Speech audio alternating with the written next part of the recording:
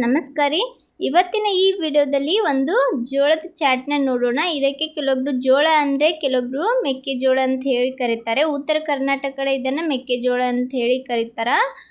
ಈ ಮೆಕ್ಕೆಜೋಳ ಚಾಟ್ನ ನಾವು ಮನೆಯಲ್ಲೇ ಸುಲಭವಾಗಿ ಮಾಡ್ಕೊಳ್ಬೋದು. ಸಂಜೆ ಏನಾದರೂ ಸ್ಪೈಸಿಯಾಗಿ ಸ್ನ್ಯಾಕ್ಸ್ ತಿನ್ಬೇಕು ಅನ್ನಿಸಿದಾಗ ಹೆಲ್ದಿಯಾಗಿ ಈ ಥರ ಚಾಟ್ನ ಮಾಡ್ಕೊಳ್ಳಿ.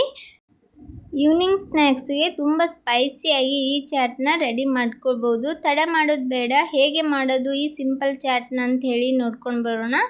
ನಾನಿಲ್ಲಿ ಮೊದಲಿಗೆ ಒಂದು ಕಡಾಯಿಗೆ 1 ಚಮಚದಷ್ಟು ಬೆಣ್ಣೆನ ಹಾಕ್ಕೊಂಡಿದ್ದೀನಿ.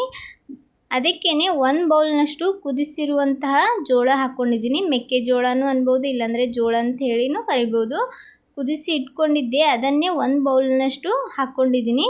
ಕುದಿಸಿರೋದನ್ನು ಹಾಕ್ಕೊಳ್ಳಿ, ಹಸಿದನ್ನು ಹಾಗೆ ಯೂಸ್ ಮಾಡೋಕ್ಕೆ ಹೋಗಬೇಡಿ. ಅದನ್ನು ಸ್ವಲ್ಪ ಕುದಿಸ್ಬಿಟ್ಟು ಈ ಥರ ಬೆಣ್ಣೆ ಜೊತೆ ಚೆನ್ನಾಗಿ ಫ್ರೈ ಮಾಡಬೇಕು. ಅದರ ರುಚಿ ಕೂಡ ತುಂಬ ಚೆನ್ನಾಗಿರುತ್ತೆ ಈ ಥರ ಫ್ರೈ ಮಾಡೋದ್ರಿಂದ.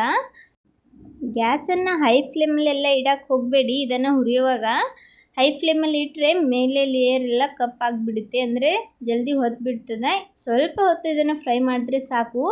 ನೋಡ್ಬೋದು, ಒಂದು ಸ್ವಲ್ಪ ಹೊತ್ತು ಇದನ್ನು ಬೆಣ್ಣೆ ಜೊತೆ ಫ್ರೈ ಮಾಡಿ ಇವಾಗ ಒಂದು ಮಿಕ್ಸಿಂಗ್ ಬೌಲ್ಗೆ ಫ್ರೈ ಮಾಡಿರುವಂತಹ ಜೋಳನ ಸೇರಿಸ್ತಾ ಇದ್ದೀನಿ.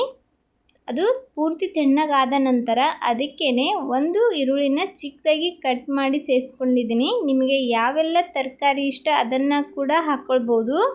ನಂತರ ಇದಕ್ಕೇ ಒಂದು ಮೀಡಿಯಮ್ ಸೈಜ್ ಟೊಮೆಟೊನ ಚಿಕ್ಕದಾಗಿ ಕಟ್ ಮಾಡಿ ಸೇರಿಸ್ಕೊಂಡಿದ್ದೀನಿ. ಲಾಸ್ಟಲ್ಲಿ ಒಂದು ಸ್ವಲ್ಪ ಕೊತ್ತಂಬರಿನ ಕಟ್ ಮಾಡಿ ಹಾಕ್ಕೊಂಡು ಇದಕ್ಕೆ ರುಚಿಗೆ ತಕ್ಕಷ್ಟು ಉಪ್ಪು, ಹಾಗೆ ನಿಮ್ಗೆ ಎಷ್ಟು ಸ್ಪೈಸಿ ಬೇಕು ನೋಡಿಕೊಂಡು ಖಾರನ ಹಾಕ್ಕೊಳ್ಳಿ.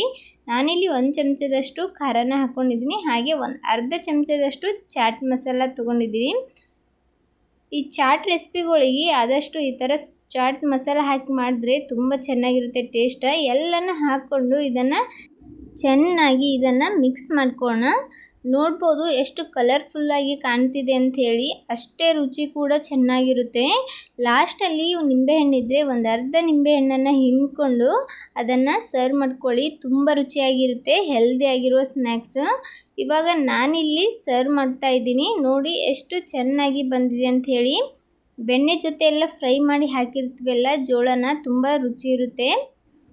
ಜೋಳ ಇದ್ದರೆ ಅದನ್ನು ಹಾಗೆ ಸಪ್ಪೆ ತಿನ್ನೋ ಬದಲು ಈ ಥರ ಸ್ಪೈಸಿಯಾಗಿ ಅದನ್ನು ಮಸಾಲೆ ಎಲ್ಲ ಹಾಕ್ಕೊಂಡು ತಿಂದರೆ ತುಂಬ ಮಜವಾಗಿರ್ತದೆ. ನೋಡಿದ್ರಲ್ಲ ಎಷ್ಟು ಸಿಂಪಲ್ಲಾಗಿ ಇದನ್ನು ಮಾಡ್ಕೊಳ್ಬೋದು ಅಂಥೇಳಿ. ಲಾಸ್ಟಲ್ಲಿ ಒಂದು ಸ್ವಲ್ಪ ಸೇವ್ ಇದ್ದರೆ ಅದನ್ನು ಮೇಲ್ಗಡೆ ಹಾಕ್ಕೊಂಡು ತಿನ್ನಿ, ತುಂಬ ಚೆನ್ನಾಗಿರುತ್ತೆ. ನಾನಿಲ್ಲಿ ಗಾರ್ನಿಷ್ಗೋಸ್ಕರ ಅದನ್ನು ಹಾಕ್ಕೊಂಡಿದ್ದೀನಿ. ನೋಡಿ ಎಷ್ಟು ಚೆನ್ನಾಗಿ ಕಾಣ್ತಿದೆಯೋ, ರುಚಿ ಕೂಡ ಅಷ್ಟು ಚೆನ್ನಾಗಿರುತ್ತೆ. ನೀವು ಸಹ ಒಮ್ಮೆ ಟ್ರೈ ಮಾಡಿಬಿಟ್ಟು ಟೇಸ್ಟ್ ಹೇಗಿತ್ತು ಅಂತ ಹೇಳಿ ಕಮೆಂಟ್ ಮಾಡಿ ಹೇಳೋದು ಮರಿಬೇಡಿ. ಈ ರೆಸಿಪಿ ನಿಮ್ಗೆ ಇಷ್ಟ ಆಗಿದೆ ಅಂದ್ಕೊಂಡಿದ್ದೀನಿ. ಇಷ್ಟ ಆದರೆ ತಡ ಮಾಡಬೇಡಿ, ವಿಡಿಯೋಗೆ ಒಂದು ಲೈಕ್ ಕೊಡಿ. ಇದೇ ತರಹದ ಇನ್ನಷ್ಟು ರೆಸಿಪಿಗೋಸ್ಕರ ರಮ್ಯ ಮನೆ ಅಡುಗೆ ಚಾನಲನ್ನು ಸಬ್ಸ್ಕ್ರೈಬ್ ಮಾಡ್ಕೊಳ್ಳಿ. ಹಾಗೆ ಬೆಲ್ ಬಟನ್ ಒತ್ತಿ, ನಾ ಹಾಕೋ ವಿಡಿಯೋ ಮೊದಲಿಗೆ ನಿಮಗೆ ಬರುತ್ತೆ.